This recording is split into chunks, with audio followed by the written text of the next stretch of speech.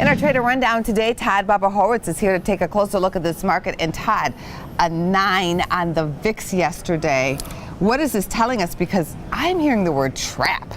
You know, and it would be considered a trap. You know, one of the problems we see in markets is we have what we would call overcomplacency, and complacency breeds contempt, or it's the architecture of our downfall. When you believe that there is no chance for a problem, and that's really what the markets are saying, is that it doesn't matter. Whatever happens around the world, whatever happens economically, it doesn't matter anymore, because we're just going to go higher.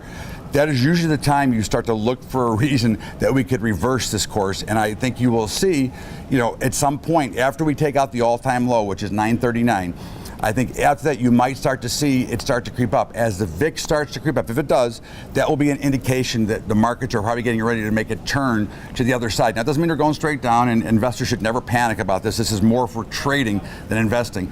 But when you look at it, this is a market that is well too complacent. We are overvalued and we are overconfident. And we all know that overconfidence never brings good things at the end of it. Right, the signs are there. I've heard that too. Never trust a dull market. This would be considered a dull market. We're seeing new highs in Apple, new highs in the S&P 500, new highs in the NASDAQ. And the VIX is low, which means there's not a lot of angst or fear. There is no fear. There's one big other thing that you have to pay attention to.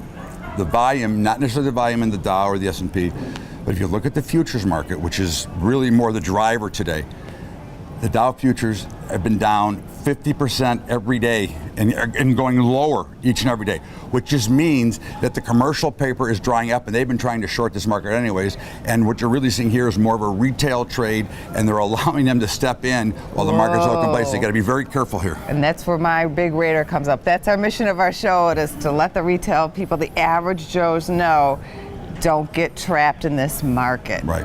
And you never, and then again, it could go higher. No, it doesn't mean that we're going down tomorrow or anytime soon. We know that there's a correction coming. It has to happen. Now, it doesn't matter when. And for an investor, you really shouldn't worry about it, because what you should do is use corrections to buy more. There you go. But when you look at it from a trading standpoint, we know that it's somewhere around the corner. And one thing we know, markets don't announce themselves. Good indication though on that retail buying out there. Let's move on to your trade of the day.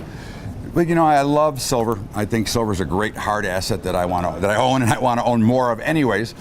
And I think that, you know, a great trade here. Silver's trading at about 15.20, and I think I'm going to go out and buy silver calls out in September, because again, with volatility so low, you're getting a discount to what they should be at. So I'm going to go out and buy some calls. I'm going to buy the 15 calls in September. But in the meantime, while I'm waiting, I don't mind owning silver, so I'm going to start selling the at the money puts. This week it'll be the 15s, and I'm just going to go ahead and sell those, because really what I'm committed to is to pay $15 for the stock. So for every 100 shares or every one contract I sell, I have to have 1,500 or the equivalent in margin to cover that. So I'm going to start selling weekly puts and try to create some cash flow, while I'm also buying, looking for, in case something happens. You know, again, we said markets don't announce stuff, they could turn around and silver could start flying. I want to make sure that I'm participating to the upside as well. Thank you for coming on the show. Thank you for having me.